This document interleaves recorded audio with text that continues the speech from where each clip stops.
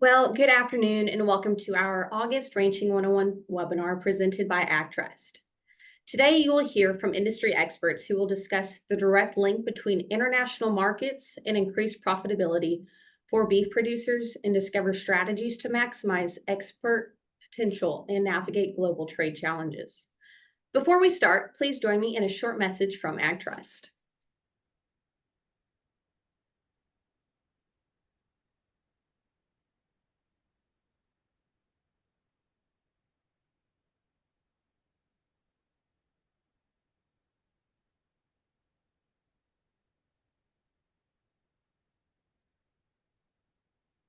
When your passion is agriculture and a rural way of life, you need a partner who understands. That partner is AgTrust Farm Credit, formed from two trusted farm credit associations. Our mission is to provide personalized financing tailored for full and part-time farmers, ranchers, agribusinesses, and rural homeowners. And because we live in the communities we serve, AgTrust Farm Credit is here to help you succeed.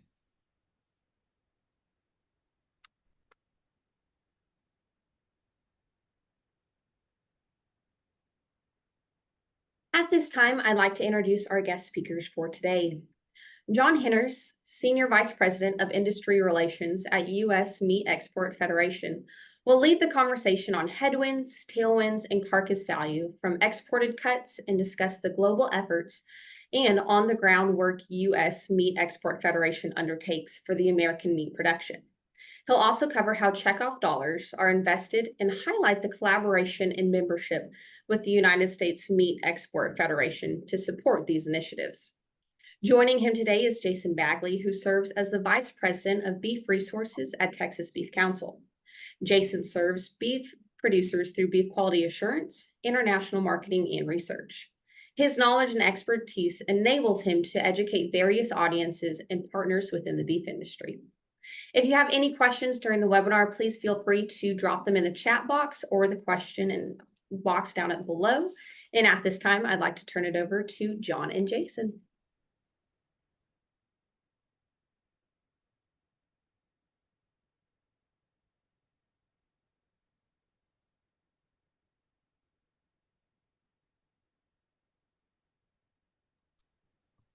Can you see in the slides?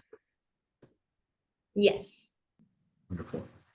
All right. Well, good afternoon, and thank you very much to AgTrust for sponsoring this webinar, and certainly a special thanks to the folks at Cattle Raisers for inviting us to present this afternoon. As I think about all the different topics that are covered each month during Ranching 101, it occurs to me that international marketing is probably the one topic that's furthest from the ranch gate. I know it's going to be hard to see how some things that take place so far from home can have an impact on your cattle operation.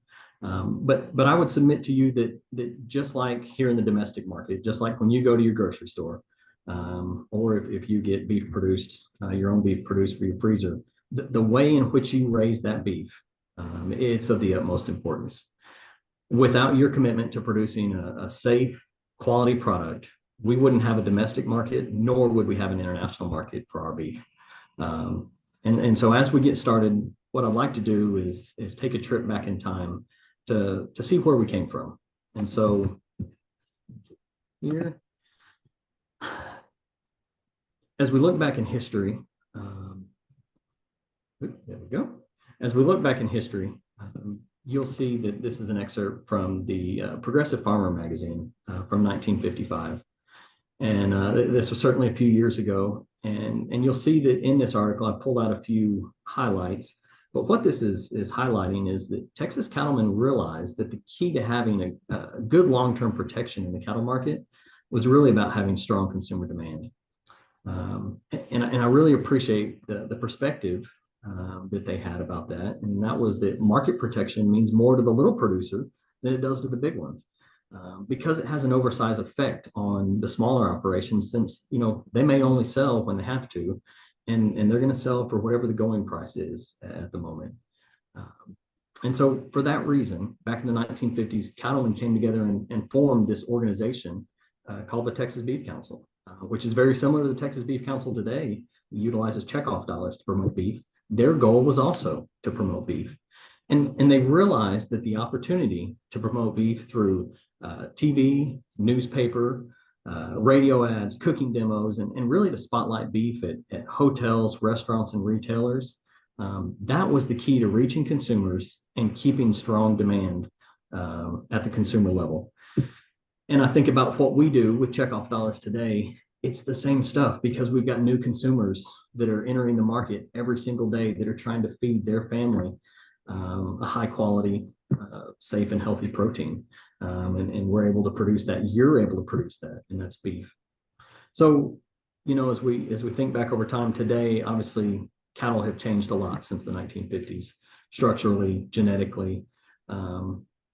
But one thing that I think is important is that we're now producing higher quality beef than we've ever produced. And one thing that hasn't changed is the dedication to promoting beef and trying to get that into the hands of consumers so they know how to utilize your product. As we look at how demographics and world economies have changed over the years, we know today more than ever that there is a market for U.S. beef in the global marketplace. 96% of the world's population lives outside the U.S. So there's a lot of consumers that could be eating the high quality beef that you produce. And so let's fast forward in time and take a look at the Texas Beef Council's long range plan. And so this long range plan was from 2021 to 2025.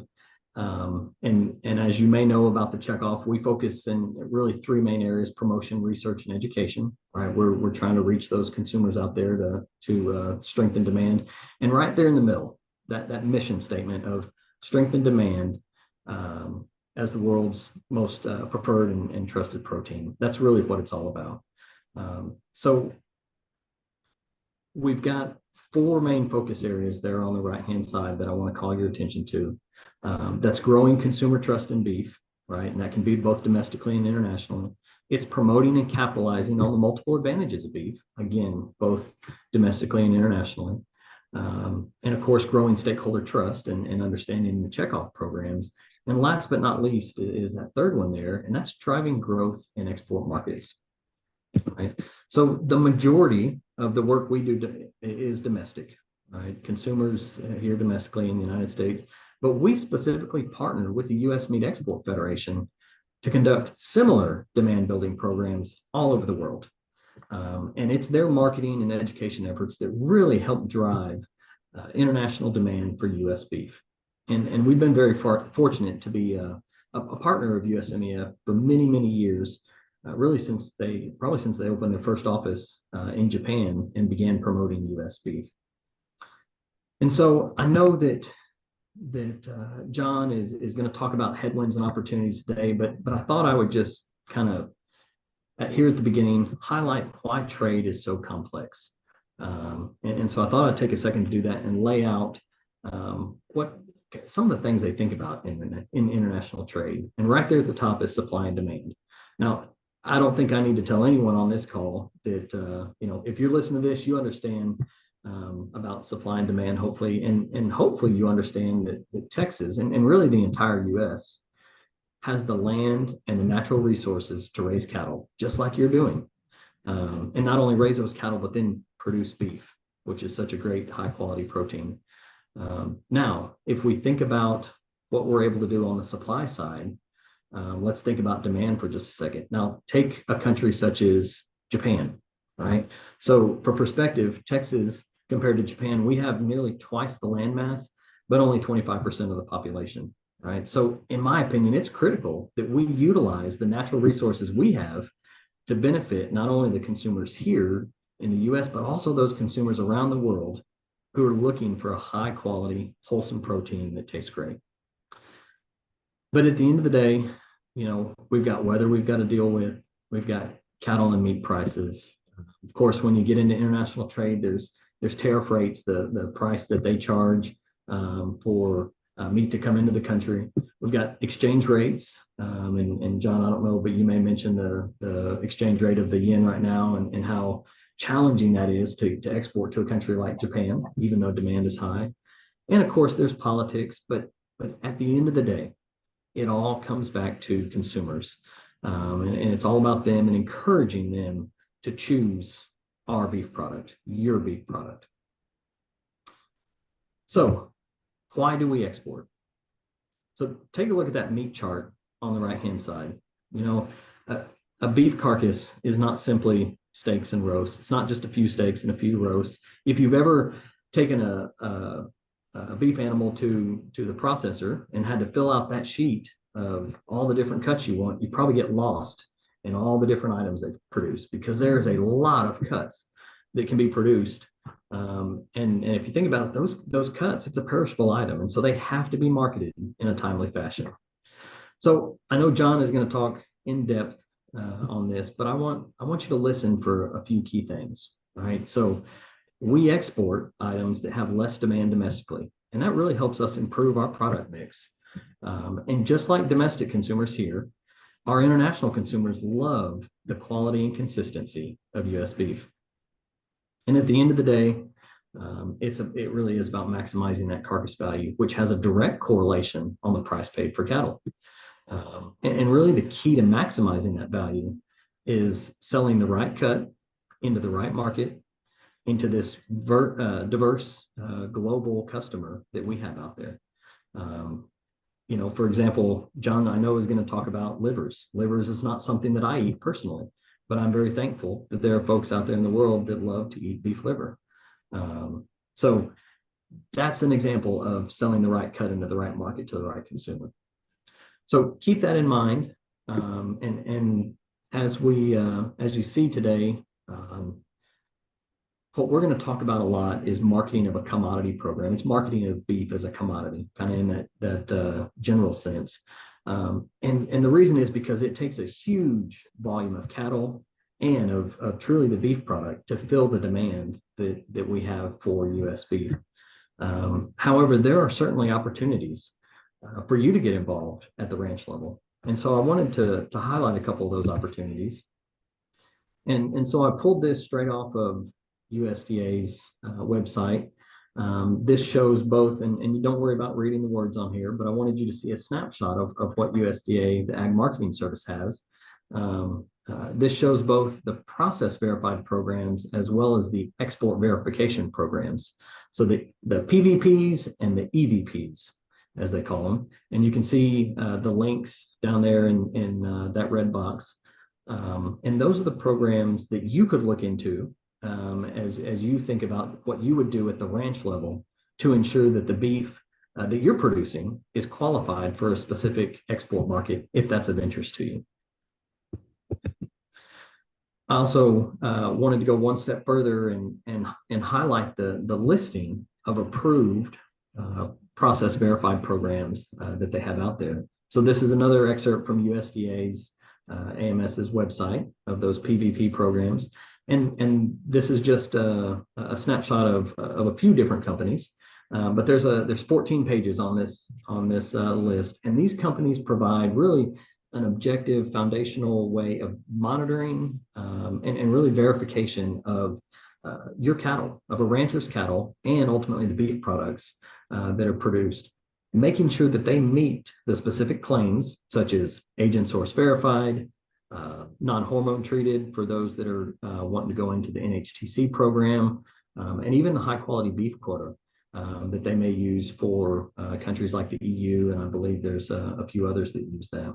So the point here is that if you want to get directly involved in exporting beef, you can. There's obviously avenues to be able to do that. But the best advice I could give you would be to start right here at USDA's website and look into these PVPs, these process verified programs, and get in touch with some of these companies. Food Safety Net Services, they're in San Antonio. IMI Global, that you'll see up here. Those are both industry leaders in knowing what it takes to get started and to produce beef that can be marketable all over the world. Also, take the opportunity to go to industry education events like the Cattle Raisers Convention and Expo and meet directly with those companies, and also network with other segments of the beef industry. You know, the feed yards. Learn what they're doing and the programs that they're part of, the PVPs that they're part of, to make sure that the beef that they're producing, which is one step removed from you, right? That the beef that they're producing can be used in export markets. And so I hope that you'll look at these websites. I hope that you'll find these links and find them actionable for you. But I hope that what I've done is set the stage for the importance of international marketing. And at this point, what I'd like to do is invite Mr. John Henners from the U.S. Meat Export Federation to really give us a more in-depth look into the work that USMEF does, not just on behalf of Texas Beef Council, but really for all beef producers across Texas. And so, John, with that, I will turn it over to you. Okay, Jason. Well, thank you very much, and we'll go to the next slide. But I'd just like to say thanks to the Texas Beef Council, thanks to Texas Southwest Cattle Raisers Association for their leadership. When you look at the Meat Export Federation, we are a nonprofit organization. We do not lobby. We're not in Washington, D.C. In fact, we're headquartered in downtown Denver. We're about 30 minutes from CattleFax, 30 minutes from NCBA, 20 minutes from the Cattlemen's Beef Board. But when you look back at, like Jason talked about in Texas, the leadership had the foresight in the mid-1950s to start a promotion program. I'm surprised that we took 22 years later before we thought about shipping some of the beef outside the United States in a major quantity. In fact, in 1976, Jason, we were exporting about $500,000 worth of U.S. red meats outside the country, and today we're anywhere from 17 to 18 billion dollars. So there's a reason for that, and there's a reason why we consider to growing our business and exporting, and it's due to the profit opportunities that allows us as producers and us as a business to partake in. So we'll go into a little bit of detail, and we'll try to move through this pretty quick, and then we'll answer some questions following these next 20 slides. So Jason, we'll go to the next slide here, and this gives you an idea of who organizes this organization. We do have a grassroots leadership. If you look at this, 3 out of the 4 of our leaders this year are actively engaged in cattle production. We have 20 international locations. We'll go to the next slide. As I mentioned earlier, we are headquartered in downtown Denver, Colorado, but the reason you don't hear a lot about the Meat Export Federation is we're international. What we do is we put buyer and seller together. We have roughly 115 employees. Most of those are outside the United States in places like Tokyo, Japan, Mexico City, Mexico, Seoul, Korea, where these are some of our larger markets. And what we try to do is facilitate trade. There's a tremendous amount of U.S. beef, Texas beef, for most specifically, that enters many of these markets. And sometimes it goes very well, and once in a while we have a few hiccups. So we're trying to be the problem solvers and getting your product to the consumers around the world so they can taste that delicious grain, corn-fed product that you're all raising. So next slide. When you look at a measurement in time, certainly if you're new and you look at 2003, you might say, well, that was a pretty good year, and what happened? Well, we all know we had a little setback in the beef industry with something we call BSE. We were locked out of many of the markets, and it took some time, it took some checkoff efforts, but by golly, we got back into these markets, and in 2022, we had a record year of 1.7 million metric tons of beef exported outside of the United States. And when you go to the next slide, you'll see the value of that product. It was right there at about $11.7 billion. We know that we're going to be down a little bit this year. We'll probably be down slightly on volume. Value-wise, we're up about 4.5%. The product is worth more, and that can be a benefit, and it can be somewhat of a deterrent in certain markets, because not everybody has the same amount of buying power that we have here in the United States. But it's a win for consumers, not only here in the United States, but internationally. So we'll go to that next slide. When we look at what it means to you as a cow-calf producer or a cattleman, we try to put a value on that. And that product in 2019 was worth $309 per head. Let's fast forward to 2022, around $448 per head on a fed steer or a fed market heifer.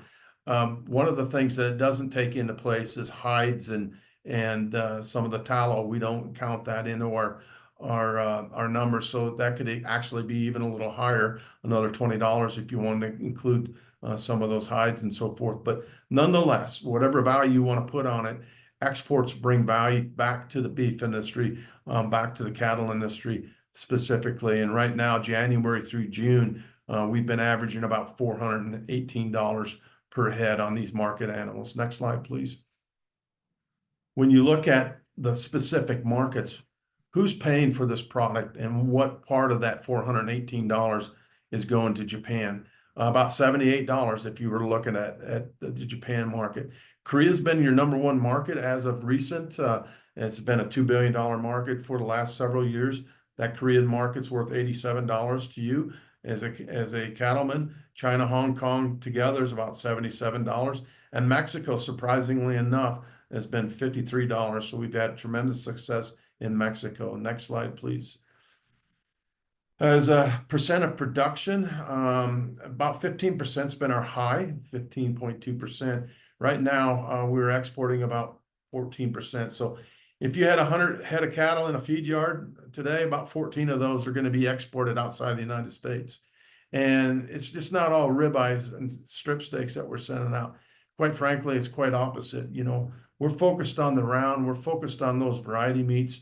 We're going to try to add value. We know that we can sell the ribeye steaks. We know that we can sell the fillets here in the United States. So let's look at different cuts for different parts of the world, and we'll get into that in a bit. So next slide, please. Some of the headwinds, Jason mentioned that, you know, strong dollar. Certainly, when you have a strong dollar in some of these Asian markets, you know, Japanese yen, $150 or the yen to the dollar. I mean, it's going to make our product even more expensive. Right now, you know, there's the longshoreman, there's a contract negotiation taking place. If we can't sell our product on a chilled level and we got to freeze it down, we're going to lose value.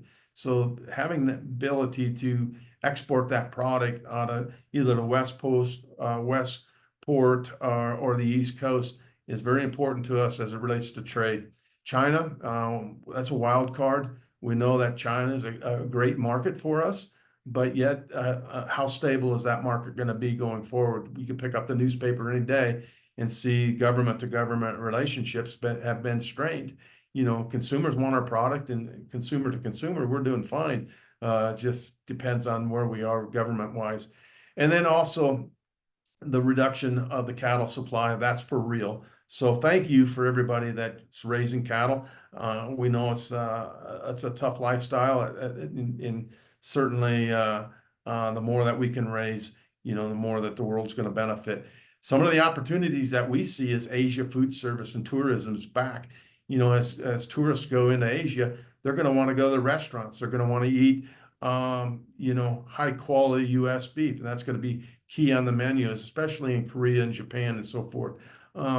Resilient global demand. It's, you know, demand for beef has been fantastic, and diversification of markets.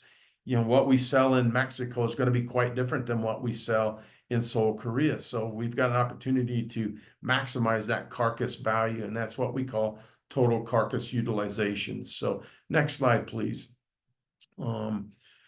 So the impact on the U.S. beef, you know, certainly we talked about our Japan being a key market, Korea, Mexico, and China, Hong Kong.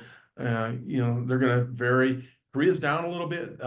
We know that they purchased quite a bit of product. They're just kind of eating through some of that right now. But Mexico, look at Mexico, your neighbors. up 17%, and they're buying a tremendous amount of US beef right now. I will tell you one thing that someone, Jason, you may ask me, what keeps you up at night? I always say competition. I think we can bury the competition based on quality. We don't want to be the cheapest product, but in 90 days, Brazil went from the number 4 exporter into Mexico to number 2.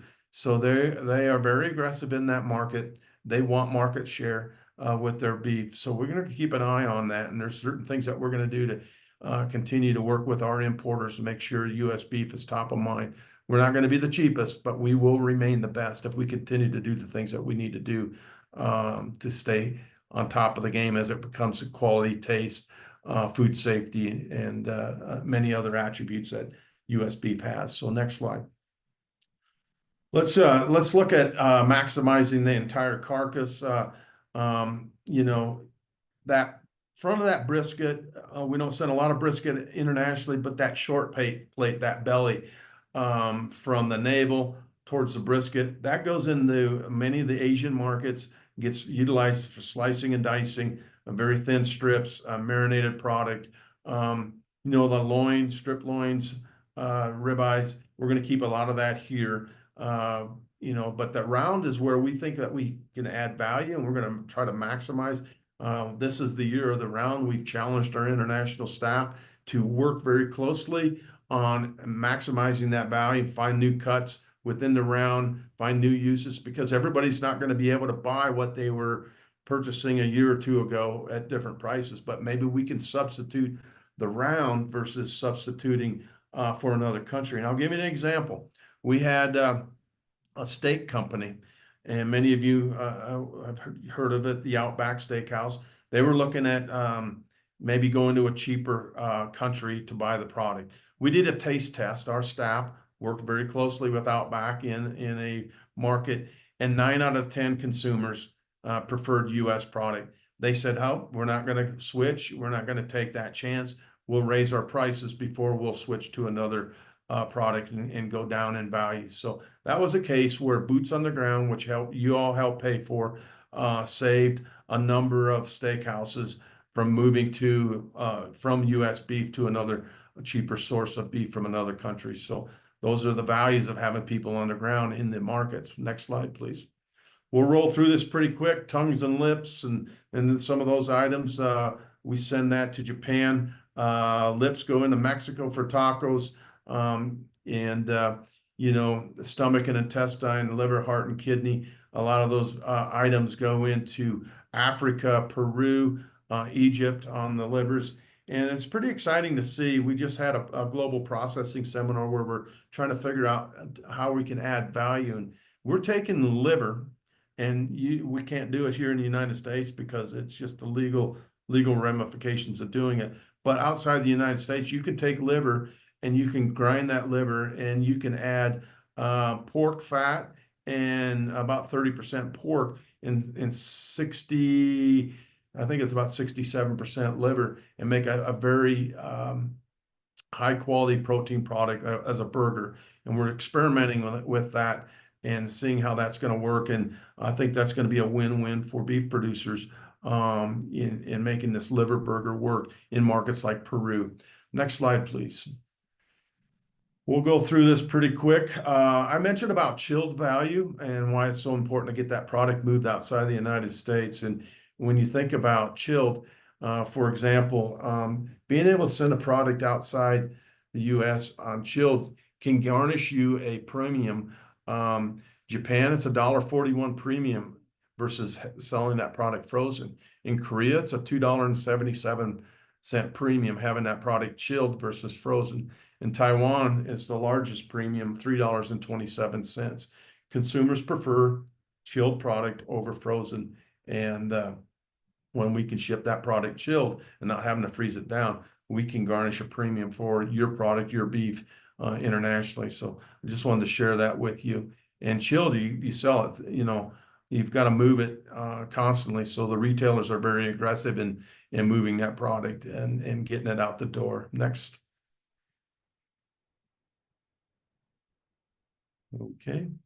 Okay. Let's just talk about a couple countries, US beef and Japan. Chilled beef demands the highest value. Certainly, it creates loyalty with the consumers. The consumer in Japan, they actually go to the supermarket 6 days a week, and they don't have very large refrigerators. They don't have freezers. So they're buying on a day-to-day basis. And, you know, a lot of our programs that we implement with your dollars, your checkoff dollars, are keeping the partners that we have on a retail level very aggressive in moving that thin sliced beef. You'll see it a little bit on the right. Yeah, it's very thin sliced in that particular market. And we'll go to the next slide there. So when we look at Japan, we put together many different marketing programs. Japan is a leading value market for US beef and a number 2 variety meat market. You'll see on the right-hand side, that's a bag of large intestine that you can buy at the grocery store. Tongue is a product that is a very highly valued item in the Sendai area of Japan. You know, certainly we can sell that US beef tongue for close to $10 a pound. You have that here in the United States, you know, you're looking at about half that. So, you know, we're going to pick up value by being able to export that US beef tongue into the Japan market where the consumers actually very much value that product in their market. So next slide, please. We're also looking at, from a standpoint, we'll go there, a strong retail partnership. You know, you'll see right there many of the products that we have internationally. Look at the great display and how they present the product internationally. It's very thin sliced. Very popular items are marinated items for what we call hot pot promotions. We do weekly promotions to try to drive the volume and move the product in the international market. So chilled remains a solid way that we're going to be able to move that product at retail. Next.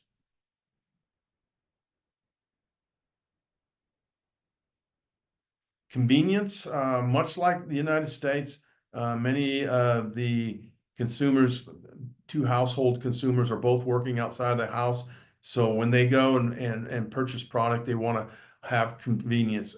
Convenience is really growing in Japan, but it's far behind what we are seeing in Korea.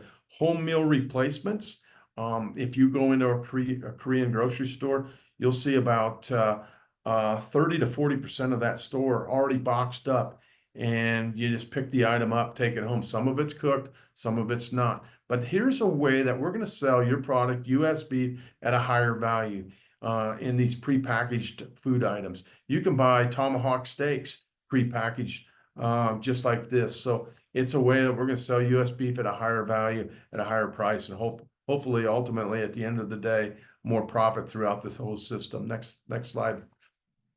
We'll go through this and we'll jump into Korea. Korea is a $2 billion market for the 3rd consecutive year. If you think about Korea, if you had the ability to live in Korea many years ago, actually 50 years ago, you ate less than 1 pound of meat per month as a consumer, and today you're well over 113 pounds. And actually, meat has outpaced rice consumption in this particular market. So it's a win-win for the Korean consumers. We'll go to the next slide here. 50 million consumers in Korea, and US beef is their #1 item that they purchase. This is the #1 market pound for pound for US beef. And this value add that we talk about, home meal replacement and so forth, that's for real. You'll see more and more of that. And the difference between the Korean consumer and the Japanese consumer is the Korean consumer wants their product delivered to them, so they can order online, and within 30 minutes, it's just like ordering a pizza if you lived in a college town, and you can have that pizza delivered to your apartment or your house or your dorm room within 30 minutes. The food trend is the same way in Korea. So we'll go to the next slide there. But as you well know, much of the beef, if it goes into grinding for hamburgers, hamburgers aren't big internationally. They're growing in some of the countries, but Frank Burger is an outlet that switched to 100% U.S. product, U.S. beef. This product can't be brought in ground. It has to be ground in the country of Korea. We're using 550,000 pounds per month of outside round, short plate, and top sirloin butt with this Frank Burger outlet. So they are a great institution for U.S. product, and that product is getting ground right there in Seoul, Korea. Next slide, please.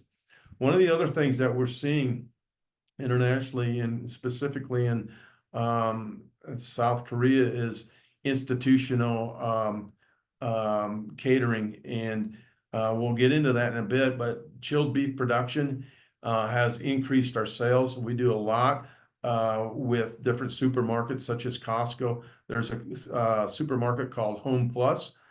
They do a promotion where we have these grinding salt shakers.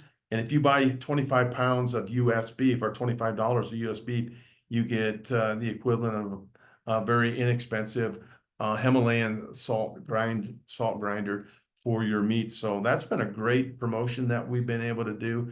We have a tremendous amount of marketing power with our staff and so forth, and it's paying off. So this has been a number one market, Korea, for the last several years for U.S. beef. We'll go to the next slide. You've seen also dramatic growth, as I mentioned, in Mexico. The buying power in Mexico is for real. They want higher and higher quality, and they're starting to get a taste for some of our high quality marbled product. There's different regions within Mexico. What we have is ongoing with the Mexico retailers is a lot of information on our product and why you should buy from the U.S. I think food safety continues to reign high within Mexico. Taste, quality, consistency are all some of the things that we've been very successful with. And our beef and beef variety meat exports are up 14% in value and up in volume and 23% in value just as of recent. So this has been a great market for you as a beef producer. Next slide, please. We'll roll through this pretty quick, Jason. So U.S. beef in Mexico, as I mentioned, economic situations have been good, and it has become less of a price-sensitive market. Years ago, when you looked at Mexico, they were very driven on price. But I think there's some pockets within Mexico that, just much like the United States, they want quality, and they'll invest their dollars or hard-earned dollars into some of the top food items, and that's going to be U.S. beef. So, okay, next. Last but not least, I want to leave this up. If you're take a picture of this. Go to some of our websites, follow us on some of the social media. You'll learn more about the U.S. Meat Export Federation. If you want to go to our website, it's www.usmef.org.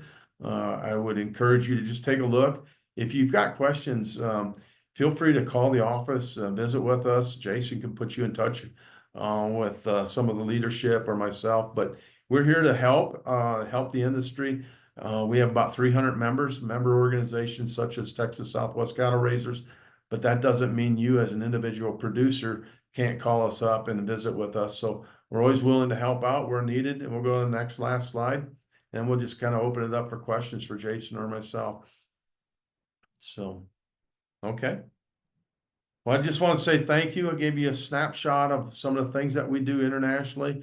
By all means, I'm never downgrading liver as a great protein, but I don't know if I'd be necessarily the one that would want to try to do a liver burger, when I have the opportunity to have great ground chuck or something like that. But in other parts of the world, other cultures, these are staples, and these are items that they prefer. And if they're willing to pay more than you or I are for some of these variety meats, let's have at it, and let's try to build some more profitability for this industry.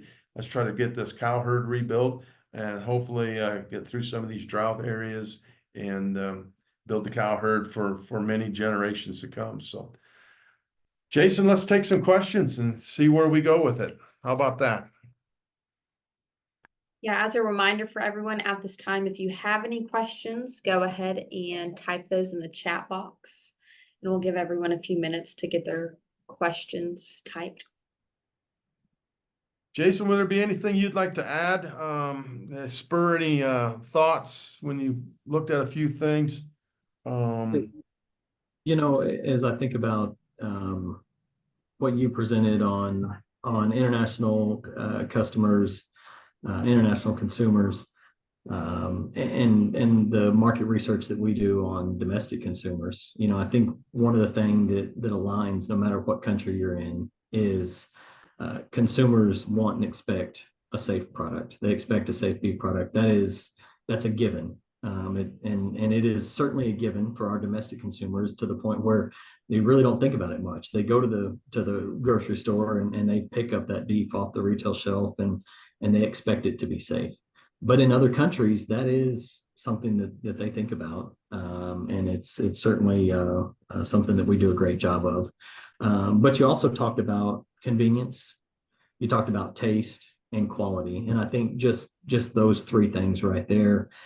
It doesn't matter if you're in San Antonio, Texas, at an H-E-B, or if you're at a Costco in Korea, standing in a line of 1,000 people.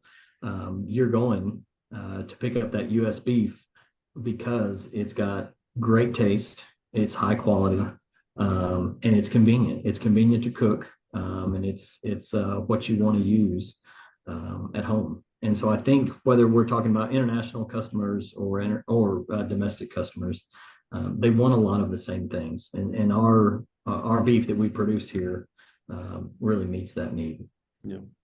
You brought up another point, and I didn't talk about it in great detail. You can only share so much, but e-commerce, that is when we get on your computer or get on your iPhone and you order something. Where we've shined as an industry is there's so much competition for e-commerce in Korea, and you can't be average. If you're ordering online and you get something average, there's 100 different companies that want to take your business the next day. So high choice, prime, you know, prime sitting there anywhere from 12 to 15%, you know. These are items that are going to perform very highly in a market that loves that high quality marbled product. And you can't give them an average product because they'll go somewhere else the next time and shop around. So these e-commerce websites are featuring U.S. beef because they want that as a leader. And if you're going to buy U.S. beef, what else are you going to buy from our website? So they fight over U.S. beef to have that on their website, and it's all part of their marketing plans. And our staff in Seoul, Korea, they work very closely with many of these e-commerce sites and getting them lined up with the proper importer to make sure that you know, they get this quality product delivered not only to the website clearinghouse, but ultimately in the consumer's mouth. So that's exciting. Hey, John, there was a question from the chat. What international trends are you seeing that you think are coming to the U.S. market? And I think you mentioned one of them right there, which was e-commerce, and we're seeing that here in the U.S. market, but obviously see it a lot more in other markets internationally. Yeah, I think there's a lot to learn from some of the markets. You know, I think food preparation has come so far, and the convenience in the way we are able to cook a product and it performs so much better than it did 5 and 10 years ago. Even pre-cooked marinated product that you're able to buy at your local grocery store. Certainly a lot of us, we like Jason said, you know, we're not buying a lot of beef at the retail store because, you know, we've got our own product and we take it to the locker. But for those that do go out and buy that product, you know, you can buy it so many different ways today compared to even 10 years ago. And I think that's really a testimony to the checkoff and the beef checkoff and the way we've addressed the consumer's demand for our products. We've been innovative, and that didn't happen by accident. I mean, we listened as an industry, both domestic and internationally. And I think one of the trends that we're seeing being adapted domestically would be home meal replacements and what that's starting to look like at our grocery store. Meal kits. You go into a grocery store before the Super Bowl and see all the different meal kits. No one wants to spend a tremendous amount of time cooking for friends and family when they're hosting a party, like a Super Bowl party or something. But you take home this kit, put it together, and there's lots of different ways that you can enjoy U.S. beef. I think the other thing that you're going to see is just different ways of e-commerce and packaged goods delivered, and the different packaging products that are coming about that are, you know, just changing the way that we're able to cook the product and deliver it to our consumers. John, as I think about one other thing that you kind of touched on, but as we work with chefs here in the U.S. and specifically chefs here in Texas, as we're training the young chefs that are coming out of culinary school, and as we're working with those that are already professionally working in a restaurant, one of the things that they're always looking for is what is that next trend, and a lot of those trends come from international food, right? That's whether it's seasonings or cooking styles, and so that's certainly something that we see and keep an eye on. Is what are those flavor trends that are coming out of international markets coming to the U.S. So that's always good to see. Yeah, and I want to give credit where credit is due. We do a lot of cross training with chefs, but the chefs always want to come to Texas and learn more about the barbecue, the hickory smoke, the different barbecue techniques. And Texas has been a true leader in meat preparation when it comes to barbecue. And we've tapped into the resources from the state of Texas to carry that trend into many of the international markets. This whole westernization in steakhouses and in steakhouse cuisine is for real. You know, I mentioned that we didn't always sell a lot of the ribeyes and New York strips and so forth internationally, but I will tell you that when you actually go to a Peter Luger's steakhouse in Tokyo, Japan, and there's a waiting list to get in, and you're buying a very expensive piece of U.S. meat, that is a memory for those consumers, and it images up our products. So they might not be able to go to Peter Luger's and enjoy a nice T-bone steak and share that with maybe one or two other people on a monthly basis. But what they can do is they can go to the retail store and get that same flavor profile and take that home and try to prepare that in another way. So we're always trying to image up your product and build that profit opportunity for the U.S. beef industry by partnering with different steakhouses, different restaurants, different retailers, whether it's in Seoul, Korea, or whether it's in Mexico City, Mexico. These are all things that are going to be wins for the cattle industry. And we just certainly need to remind ourselves every day that we're doing the right things for the right reasons. And, you know, there's always a few naysayers out there rooting against what we do in agriculture in general. But certainly people need to eat, and let's continue to do the things that we're doing, because the demand for U.S. beef, whether it's domestic or international, has never been stronger.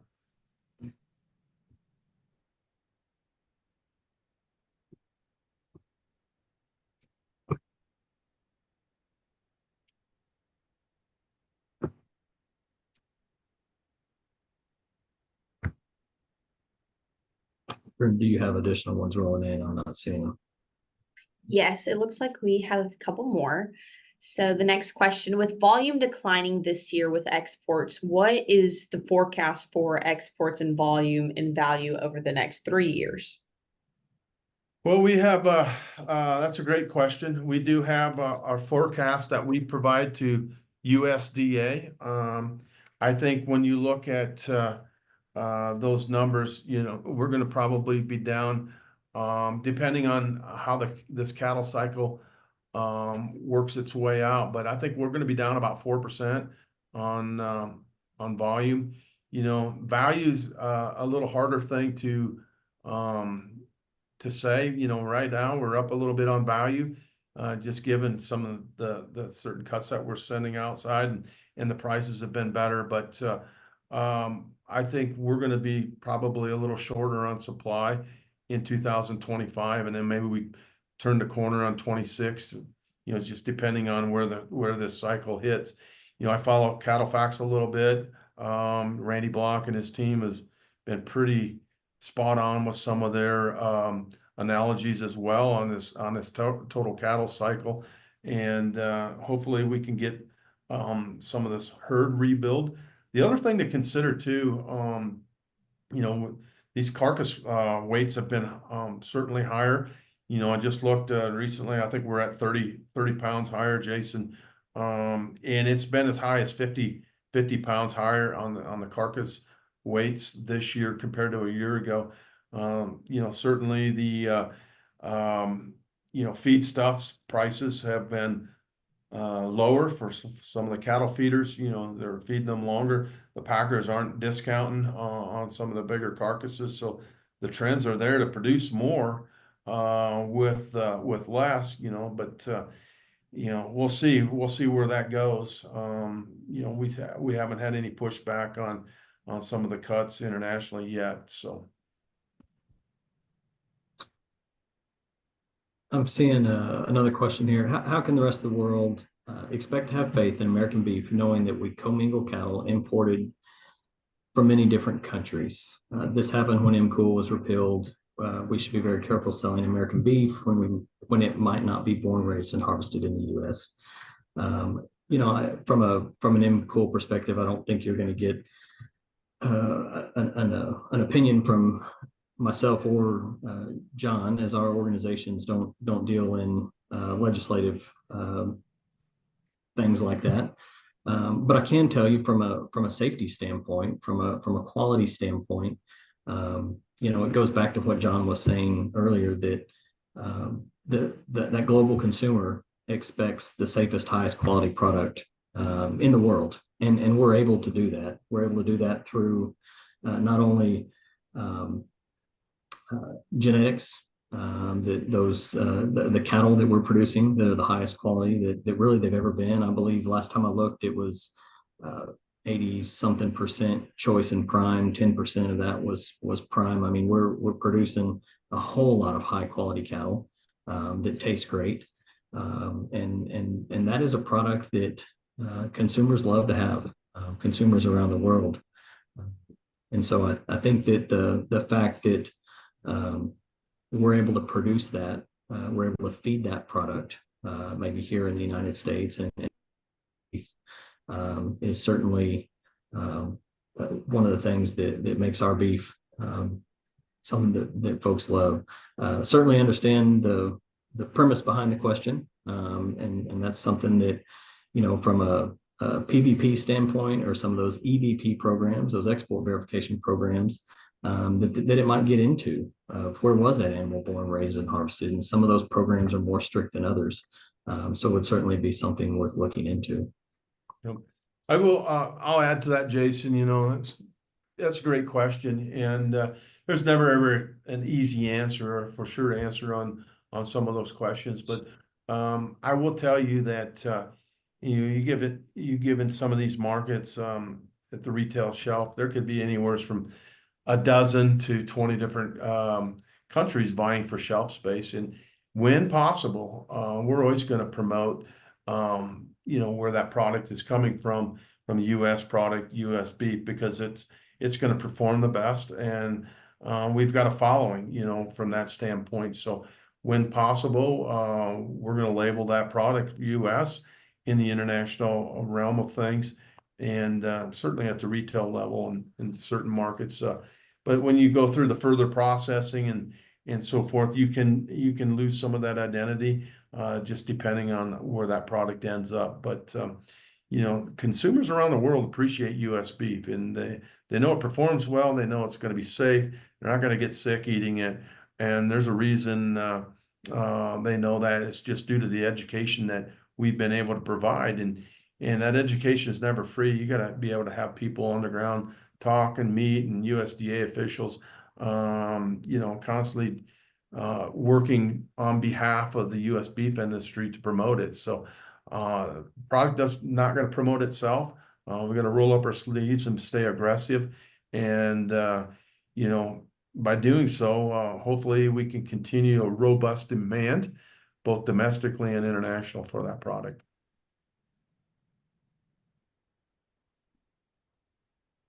Okay, if anyone has any last minute questions, now's the time to get those submitted in the chat box. We'll give everyone another 30 seconds or so.